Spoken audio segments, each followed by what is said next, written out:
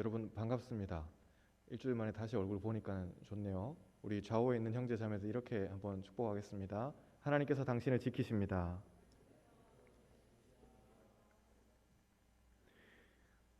유혹에 빠지지 않게라고 하니까 우리는 어떤 대단한 나쁜 일에 빠지는 그런 것들을 생각하는데, 우리가 가장 쉽게 빠지는 유혹은 악행에 대한 그런 유혹이 아니라 내 마음대로 하고 싶어 하는 그런 결정의 유혹입니다.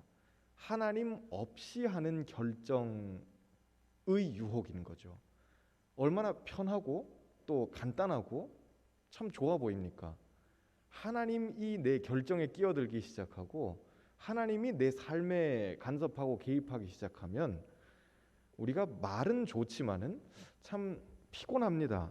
솔직히 이야기해서 굉장히 번거로워지고 귀찮아지고 피곤해지는 것이 사실입니다. 우리에게 현존하는 유혹은, 우리 지금 청년들에게 그리고 저와 여러분에게 현실적으로 다가오는 유혹은 무슨 음행의 그런 유혹이 아니라, 무슨 대단한 나쁜 일에 대한 그런 유혹이 아니라 내 마음대로 살고 싶어하는 그 유혹입니다. 유혹이 닥쳤을 때 기도하는 것은 좋은 일이지만은 어떻게 보면 이건 중박입니다. 중간 정도 잘하는 겁니다. 정말 못하는 건 뭘까요? 쪽박은 뭐냐면은 유혹이 닥쳐오고 파도가 몰려오고 온갖 태풍을 두들겨 맞고 있는데도 기도를 안 하는 겁니다. 그건 정말 최악입니다.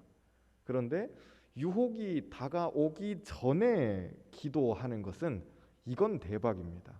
이건 참 잘하는 겁니다. 나는 지금 어디쯤 있는지 한번 생각해 보세요.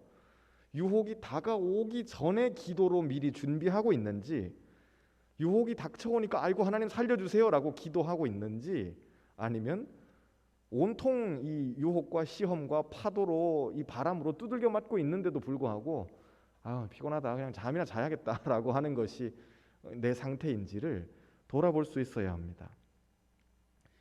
예수님은 그래서 처음부터 십자가를 지기 위해서 이 땅에 오셨기 때문에 기도하면서 꾸준히 준비해 오셨어요. 여러분들도 어떤 회사에 들어갈 때 이 면접을 본다든지 하면은 면접 보면서 여러분들은 어떤 생각을 하세요? 혹은 면접을 준비하시면서 어떤 생각을 하시는지 궁금해요. 내 면접관이 원하는 그런 대답을 할 것이 아니라 이게 지금 납니다 라고 하는 분명한 나에 대한 이야기를, 내 삶에 대한 정리를 짧은 시간 안에 그 사람에게 보여줄 수 있어야 합니다. 여러분이 원하는 곳으로 가셔야죠. 여러분하고 핏이 맞는 회사에 가셔야 되지 않겠어요? 면접을 본다는 것은 이 회사하고 지금 이 면접 보는 사람하고 핏이 맞는지 안 맞는지를 보는 겁니다. 이 사람이 정말 우리 조직에 들어와서 같이 일할 수 있을 만한 사람인지를 보는 것이죠. 그러려면은 내가 마냥 저는 이런 것도 잘할 수 있고 이것도 시켜주시면 잘할 수 있고 라고 그냥 그렇게 대답해버리면은 나중에 되게 피곤해져요. 그냥 처음 봤었을 때 애초에 저는 이러한 사람입니다라고 내 등치를 이야기를 해줘야 됩니다.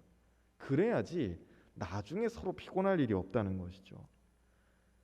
예수님께서는 처음부터 알고 계셨어요. 내가 이 일을 위해서 이 땅에 왔고 내가 이런 일을 해야 되는 사람이고 나는 결국 이 메시아로서의 사명을 감당해야 된다라고 생각을 하고 계셨기 때문에 꾸준히 기도하면서 정리하면서 내 마음을 가다듬으면서 집중하면서 어디를 향해서 나가고 있을까요? 십자가를 향해서 뚜벅뚜벅 한 걸음씩 나가시고 있는 겁니다. 여러분도 여러분의 삶을 기도하면서 한번 정리해 보셨으면 좋겠어요. 20살 인생을 한번 정리해 보세요. 이제 30대가 되신 여러분들, 이제 30대 정도 되면은 여러분이 누구인지에 대한 이야기 정도는 여러분의 그 유니크한 그 이야기를 하실 수 있어야 돼요. 예수님은 슈퍼 유니크죠.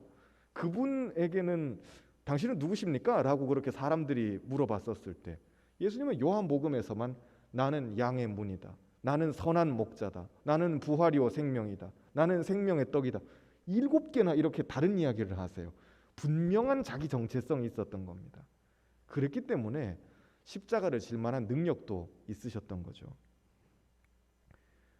예수님이 감람산에 가셨다고 39절에 이야기해요. 올리브의 산입니다. 그런데 그 산에 왜 가셨을까요? 기도하러 가신 거예요. 무엇을 따라서 가셨다 그랬어요? 습관을 따라 가셨다는 거예요. 그렇다면 우리가 우리의 삶을 기도하면서 정리하고 정돈하고 혹은 나는 요 정도 되겠구나, 지금까지 살아왔던 나의 모습을 정리하고 또 지금의 내 모습을 보고 앞으로 내가 갈 것까지도 생각을 하는, 기도하는 그 시간에, 그 시간이 무엇이 되어야 하냐면 나의 습관이 되어야지 능력이 된다는 거예요. 우리는 과거의 나를 정리할 수 있나요?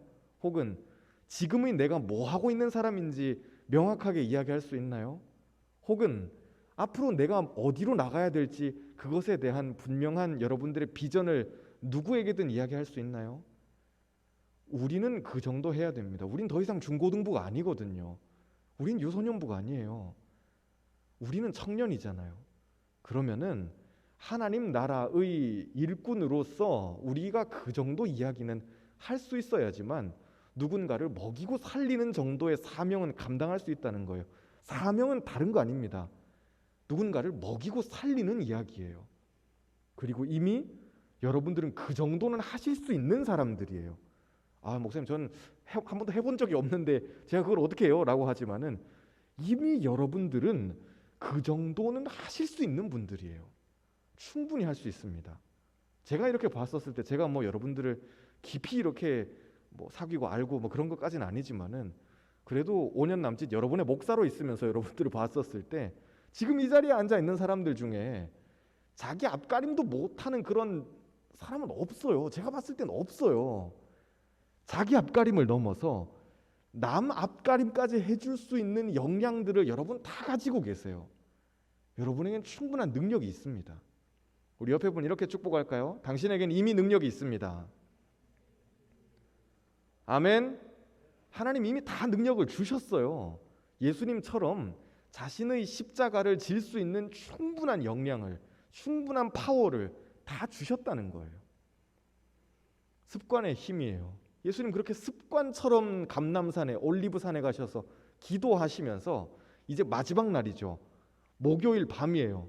내일 금요일이 되면은 자기는 아침부터 온통 고생하고 두들겨 맞고 이렇게 채찍질 당하고 그러면서 결국 십자가에 매달릴 거란 말이에요. 그걸 주님이 아시면서 목요일 밤에 마지막으로 기도하시면서 최종적으로 이 하나님과의 이 사명을 준비하시는 겁니다. 그런데 주님께서는 혼자 계세요. 40절에 보면 돌 던질 만한 그 자리에 그곳에 이르러서 그들에게 이르되 유혹에 빠지지 않게 기도하라. 유혹에 빠지지 않게 기도하라라고 주님 말씀하셨을 때 그것은 내 마음대로 하고 싶은 그 유혹, 내 뜻대로 해버리고 싶은 그 유혹, 십자가를 놔버리고 도망가 버리고 싶은 그 유혹에 빠지지 않게 기도하라 주님 말씀하셔요. 지금 예수님에게 오는 유혹이 뭐가 있겠어요? 무슨 대단한 악행에 대한 그런 유혹이 아니잖아요. 우리도 마찬가지예요. 지금 우리에게 다가오는 유혹은 무엇이냐면은 우리에게 주어진 사명의 십자가를 버리고 내 뜻을 향해서 달려가려고 하는 그 유혹이에요. 그래서 주님께서는 제자들에게 그리고 우리들에게 유혹에 빠지지 않게, 내 마음대로 하고 싶은 그 유혹에 빠지지 않도록 기도하라 말씀하시는 겁니다. 그리고 예수님이 42절에 그렇게 기도하시죠. 아버지여, 아버지의 뜻이거든. 하나님의 뜻을 구하는 거예요. 기도는 그래서 내 뜻을 아뢰는 게 아니에요. 우리가 기도에 대한 어떤 이 기초공사를 처음부터 잘하고 들어와야 돼요. 기도는 내 뜻을 하나님한테 이야기하는 게 애초에 아니에요. 기도는 내 지금 상황을 하나님한테 말씀드리는 그게 일단 아니에요. 처음부터 끝까지 그거 하면 안 돼요. 왜일까요? 이미 우리에게 필요한 것을 누가 더 잘 아셔요? 하나님이 이미 더 잘 아셔요. 아니 그러면 우리가 기도할 때 내 이야기 안 하면은 무슨 이야기 합니까? 인데 기도할 때 누구의 마음을, 하나님의 마음이 어디에 있는지를 그것을 붙잡고 물고 늘어지고 받아들이는 그 시간이 기도의 시간이에요. 저와 여러분을 향하신 그 하나님의 뜻이 어디에 있는지 내가 말씀에서 배운 대로, 교회에서 배운 대로, 그리고 친구들하고 교제하면서 같이 기도하면서 그렇게 깨닫게 된 하나님의 뜻이 요거구나 알고 있으면은 이 뜻을 내 삶으로 주님 받아들이게 해주세요라고 몸부림치는 그 자리가 기도예요. 그래서 기도는 하나님과의 행복한 딜이 아니에요. 하나님 제가 요거 드릴 테니까 요거 해주세요, 이런 이야기가 아니에요. 애초에 하나님의 뜻이 여기에 있어요. 그 뜻에 나를 맞춰가는 작업입니다. 그런데 그렇게 했었을 때 하나님께서 영광을 받으시면 반드시 우리 인간들에게 복을 주세요. 그것이 어떤 영적인 복이든 어떤 정신적인 복이든 어떤 물질적인 복이든 그 복은 무엇인지 알 수 없지만은 지금 여러분에게 가장 필요한 것, 가장 좋은 복을 하나님이 꼭 주신다는 거예요. 그래서 기도해야 돼요. 유혹에 빠진다는 것은 내 배를 불리는 거거든요. 나 하고 싶은 걸 하는 것이고 내 정신적으로 만족하기 위한 그 방향성이 있는 거예요. 그러다 보니까 이 유혹에 빠져서 하나님의 뜻대로 기도하지 않고 하나님의 뜻을 맞추기 위해서 기도하지 않고 내 마음대로 그렇게 달려가고 난 다음에 하나님 왜 기도했는데 내 이야기 안 들어주세요? 가 돼버리면은 애초에 이 세팅 자체가 그런 게 아니었는데 나 혼자서 엉뚱하게 국밥집 가가지고 왜 스테이크 안 내줘요? 이거랑 똑같은 거예요. 스테이크를 드시고 싶으면은 스테이크 집에 가셔야 돼요. 그런데 하나님은 우리에게 주시는 복이 다른 복이라는 거죠. 예수님은 철저하게 하나님 앞에 엎드리셔요. 이 누가복음의 말씀에서 피가 땀방울처럼 되도록, 이 땀방울이 핏방울처럼 되도록 그렇게 이야기를 했는데 예수님 기도하면서 너무 용쓰고 힘쓰고 애쓰고 신경쓰고 막 스트레스 받고 이러니까 이게 땀이 막 줄줄줄 흘러내리는 이런 모양인 거예요. 우리가 여름 수련회 말고는 기도하다가 말고 땀 흘려본 경험이 없죠. 요즘엔 여름 수련회 가도 뭐 에어컨 빵빵하게 틀어놓고 주여 주여 하니까 땀 흘릴 일이 없는데 그런 좀 찐득한 경험을 해봤으면 좋겠어요. 나는 언제 기도하다가 땀을 흘려봤나 라고 하는 그런 회개인 거죠. 예수님은 제자들에게 그 태도를 보여주셔요. 기도하는 사람의 태도죠. 하나님의 뜻이 어디에 있는지 그것을 예수님이 아시면서 그것을 자기의 온몸으로 받아들이려 하니까 그러니까 참 괴로운 거예요. 그런데 내가 이렇게 했었을 때 나를 비롯한 온 세상이 다 살게 된다는 그 확신이 있으셨기 때문에 자신의 온 몸으로 기도하시면서 하나님의 뜻을 받아들이는 겁니다. 여러분에게 주어진, 각자에게 주어진 하나님의 뜻이 분명히 있어요. 찾아내셔야 돼요. 그리고 도움이 필요하다면은 제가 여러분의 목사로서 도와드릴 거예요. 그런데 찾아내셨으면은 그것을 하나님의 뜻이 여기에 있네, 예쁘네요. 그리고는 상자에다 넣어가지고는 이렇게 위에다가 쟁여놓는, 옷장에다 쟁여놓으면 안 돼요. 그렇게 하면 안 되고 그 주님의 뜻을 꺼내놓고 묵상하고 하루에 3번이라도 아니면 하루에 2번이라도 아침에 일어났을 때 한번 꺼내가지고 보고 그렇죠, 주님의 뜻이 이건데. 그리고 저녁에 퇴근하고 또 한번 꺼내가지고 보고 그렇지, 주님의 뜻이 이건데. 큐티하는 시간이에요. 그래서 큐티 하셔야 되는 거예요. 그런데 우리 대부분은 좀 귀찮으면 하나님의 뜻이 이렇게 한번 열어보고 이건 아니야, 내가 무슨 십자가를 줘, 내가 무슨 봉사를 해, 내가 무슨 충성을 하고, 내가 무슨 헌신을 해, 말도 안 돼. 그러고는 딱 넣어가지고는 박스에다가 예쁘게 넣어가지고 옷장에다가 짜잔 넣어놓고 나중에 이사할 때는 한번 꺼내보고, 이렇게 돼버리면은 우리의 삶은 완전히 유혹에 빠지는 삶이 되는 거예요. 내 마음대로가 돼버리는 거죠. 예수님은 제자들에게 잠들지 말고 일어나서 기도해라.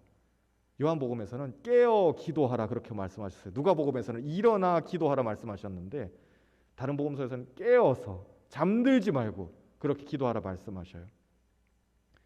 저를 따라서 한번 해보겠습니다. 기도는, 다시 한번, 기도는 잠들지 않는 것입니다.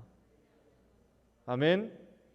우리는 다 잘 수 있어요. 사람은 다 자요. 저도 잠 많아요. 지난주에도 저기 임원들이랑 회의하다가 저 혼자 잤어요, 줌에서. 그걸 또 지희가 캡처를 해가지고 저한테 보내줬어요. 사랑해요. 네, 너무 좋아요. 전 잠이 많아요. 한번 잠이 쏟아지면 저는 견딜 수가 없거든요. 그럼 기도하면 안 자나요, 사람이? 그게 아니에요. 육신의 잡은 잘 수 있어요. 그런데 기도하는 것은 영적으로 깨어 있는 거예요. 그냥 우리 육신에 깨어 있는 걸 생각해 보세요. 사람이 깨 있으면은 뭔가 나에게 위험한 요소가 다가왔었을 때 방어할 수 있어요. 내가 눈을 말똥말똥 이렇게 뜨고 있어요. 잠도 안 와요. 반짝반짝해요. 밤 12시인데 잠이 안 와요. 그러고 있는데 집에서 불이 났어요. 그러면 난 알아요? 몰라요? 알죠. 내가 깨 있는데 내 집에 불이 났는데 안 꺼요? 그럼 물 끼얹고 이렇게 할 수 있을 거 아니에요. 그런데 반대로 생각해 볼까요? 밤 10시밖에 안 됐어요. 그런데 자요. 집에 불이 났어요. 난 알아요? 몰라요? 내일 아침에 뉴스에 나오는 거예요.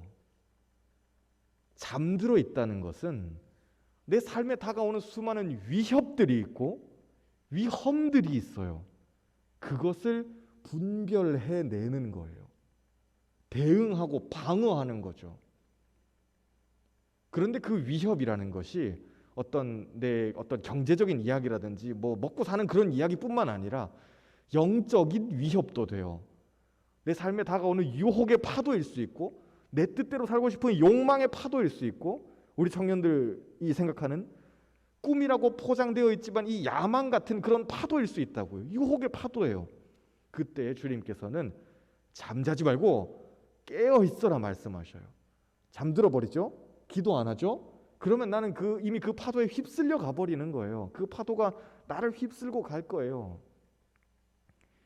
기도하지 않고 제자들이 잠들어 있었잖아요. 이 잠들어 있던 제자들이 잠에서 깨가지고는 군인들이 예수님을 잡으러 오니까 이 사람들 반응이 두 개예요. 잠들어 있던 제자들은 도망치거나 아니면은 칼 뽑아 들고 싸우거나. 그런데 두 개 다 생각해 보세요. 하나님의 플랜에 맞는 거예요? 아니면 둘 다 다른 거예요? 이것도 틀리고 저것도 틀린 거예요. 답을 자 5개 이제 오지선다예요. 오지선다 중에 자, 답은 한 개 있는데 너한테 2개 찍을 수 있도록 해드릴게요. 그러면 우리는 와 이거 확률이 40%라네? 땡큐인데? 그러고는 나는 1번, 3번 찍어야지 그랬는데 아유 정답 2번이에요. 어떻게 2개를 찍었는데 둘 다 틀릴 수 있어요? 이거랑 똑같은 거예요. 나는 내 삶에서 나름대로 이것도 맞는 것 같고 저것도 나름대로 처세하는 방법인 것 같은데 2개를 찍었는데 둘 다 아닌 거예요. 도망가는 것도 하나님의 뜻이 아니고 칼 뽑아들고 성내는 것도 하나님의 뜻이 아니에요. 그런데 이 모든 것의 시작은 어디에 있어요? 기도하지 않고 잠들어 있었던 거예요. 단순히 그냥 피곤해서 육신의 잠을 자는 그 잠이 아니라 하나님 앞에서 깨어있지 못하니까 주님의 그 계획이 뭔지 예수님 이야기하셨어요? 안 하셨어요? 제자들한테 이미 몇 번이나 인자가 예루살렘에 들어가서 고난을 당하고 사흘 만에 부활하고 이거 레파토리를 예수님 몇 번이나 이야기하셨다고요. 그런데 이제 예수님이 그 십자가를 질 때가 돼가지고는 이 제자들이 기껏 한다는 것이 도망을 가거나 아니면 칼 뽑아들고 설치거나 뭐 이런 거예요. 그런데 기도하셨던 예수님은 제자들하고 이게 좀 컬러가 많이 달라요. 그분은 끝까지 위험을 잃지 않으세요. 요한복음 18장에서는 똑같은 예수님이 이렇게 잡히는 장면인데 오늘 우리가 읽었던 누가복음 22장도 예수님께서 십자가에 매달리시기 전에 겟세마네에서 딱 이렇게 체포되시는 장면이잖아요. 그런데 요한복음 18장에서는 좀 더 드라마틱하게 표현을 했어요. 사람들이 와요. 유다가 입을 맞춰요. 그리고 체포를 하려 하는데 예수님이 먼저 이렇게 나서서 제자들이 뒤에서 오돌오돌 떨고 있고 예수님 먼저 나서가지고는 너희들 지금 누구 찾니? 물어보셔요. 군인들한테. 원어의 이 뉘앙스를 여러분들에게 그냥 전달해 드리는 거예요. 약간 싸우는 그런 느낌이에요. 길거리에서 이렇게 건달들끼리 뭐 이런 느낌? 너희들 지금 누구 찾니?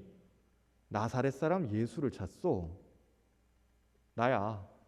내가 그 사람이야. 얘네들 건드리지 마. 나야. 그리고는 이 사람들이 군인들이 예수님이 너무 그렇게 단호박으로 이야기하시니까 보통은 경찰이 와서 누군가를 체포해 가려 그러면은 쭈뼛쭈뼛 하잖아요. 날 잡아가라 이것들아. 잘 이러지 않아요, 사람이.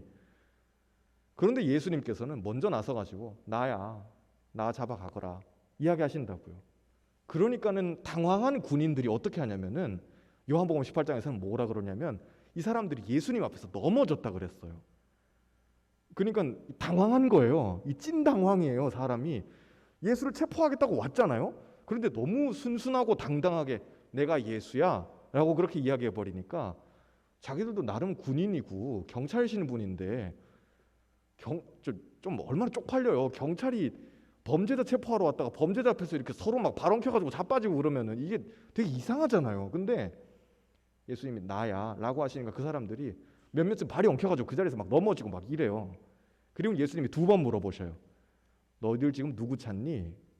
그러니까 또 한 사람이 대답해요. 나사렛 사람 예수를 찾소. 나야. 내가 예수다. 이 사람들 건드리지 마. 두 번 예수님 그렇게 말씀하셔요. 이게 지금 주객이 완전히 바뀐 거예요. 체포를 하러 온 경찰이나 군인이 주도권을 행사하고 범죄자를 잡아가야 되는 건데 범죄자는 되게 당당하고 잡으러 온 사람들은 쭈뼛쭈뼛하고 있는 거예요. 그럼 누가 주인이겠어요? 예수님은 깨어서 기도하시면서 끝까지 위험을 잃지 않으셔요. 우리도 예수님 정도의 이런 포스까지는 아니더라도 우리도 각자에게 주어진 그 디그니티가 있어요. 위엄이 있어요. 존엄이 있다고요.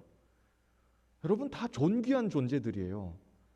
세상이 여러분들에 대해 가지고 뭐 이러이러하다라고 해서 그게 여러분을 정의하는 단어가 아니에요. 그 사람들이 예수님을 범죄자 취급한다 그래서 잡아가려고 오니까는 그럼 예수님이 잘못했어요 이럴까요? 그런데 지금 제자들은 딱 꼴이 그거거든요. 잡으러 와가지고는 사실 자기들을 잡으러 온 것도 아니고 예수님을 잡으러 온 건데 제자들은 우린 잘못이 없어요 그러고 후다닥 다 도망가 버리는 이거예요. 깨어서 기도하면서 준비하지 못하니까 뭔가 인생의 시련이 다가왔을 때 그냥 와장창 무너져 버리는 거예요. 이건 무슨 하나님의 뜻도 없고 존엄도 없고 위엄도 없는 정말 어떻게 보면 부실한 거예요.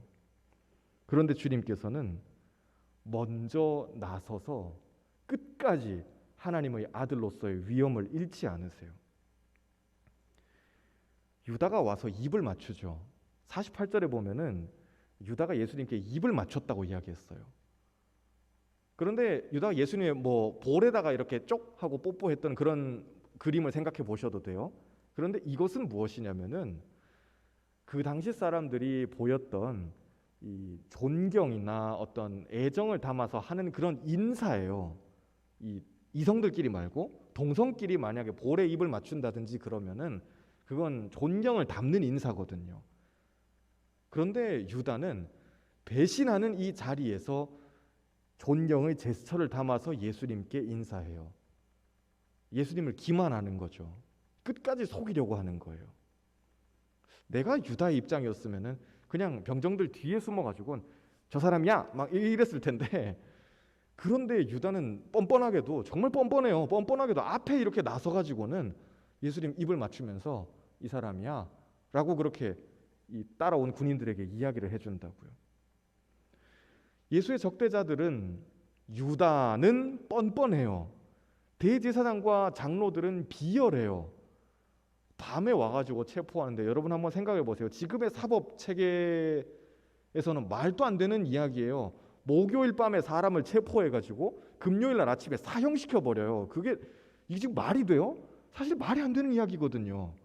그런데 그들은 정말 번갯불에 무슨 콩 구워 먹어버리는 것처럼 그렇게 일을 얼렁뚱땅 진행해버려요. 어떻게 해서든 예수를 죽이겠다는 거예요.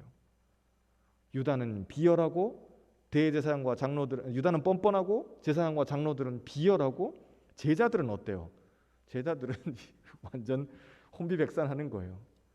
예수님이 다 이 자기 주변에 있는 사람들을 보셨을 때 예수님의 심정이 어땠겠어요? 야, 뭐지 이 난장판은? 그 마음이셨을 거예요. 이 난장판도 뭔 이런 난장판이 다 했어요. 이거 전부 다 저 사람은 저기서 춤추고 있고 얘는 여기서 토하고 있고 쟤는 저기서 울고 있고 뭐 이런 거예요. 도대체 이 총체적인 난국은 뭘까라는 예수님의 좀 솔직한 그런 마음이었겠죠. 그런데도 예수님은 이 모든 엉망진창에도 불구하고 차분하게 위험을 잃지 않으시면서 끝까지 자기의 길을 가세요.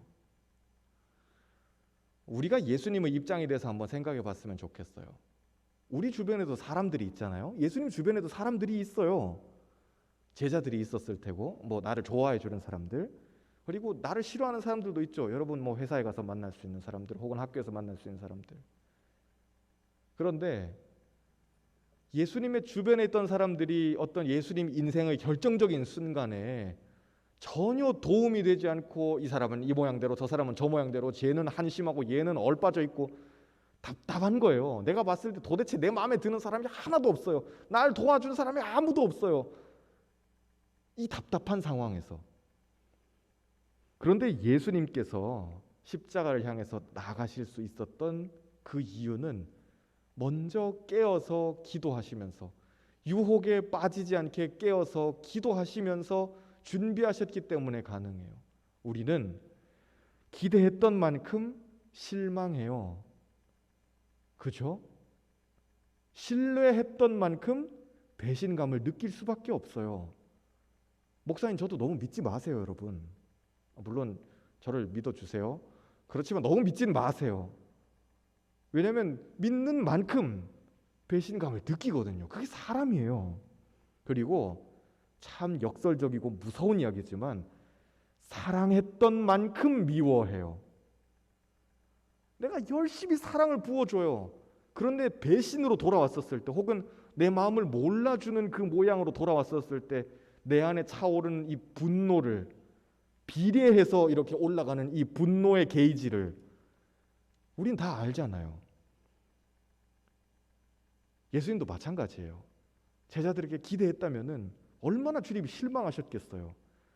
야, 3년을 내가 너들 데리고 다니면서 밥 사주고 챙겨주고 사랑해주고 기도해주고 하나님 말씀 전해주고 격려해주고, 세상에 3년을 그렇게 했는데, 여러분 한번 생각해 보세요. 3년의 숙식비를 생각해 봐요. 3년 동안 누가 여러분한테 공짜로 밥 먹여주고 재워주면서 이렇게 유랑 여행 시켜주면 좋지 않겠어요? 그러면 3년을 그렇게 해준 사람이라면은 의리로라도, 미안해서라도 좀 내 선생님이 위기에 처했을 때 이렇게 해줄 수 있었을 텐데, 뭐라도 좀 할 수 있을 하는 신용이라도 좀 할 텐데, 아니 어떻게 3년을 잘 얻어먹고 댕겨놓고는 선생님이 이제 죽을 것 같으니까는 코푼 휴지 마냥 그렇게 어떻게 버리고 도망갈 수 있냐는 거예요. 그런데 그게 우리의 모습이에요.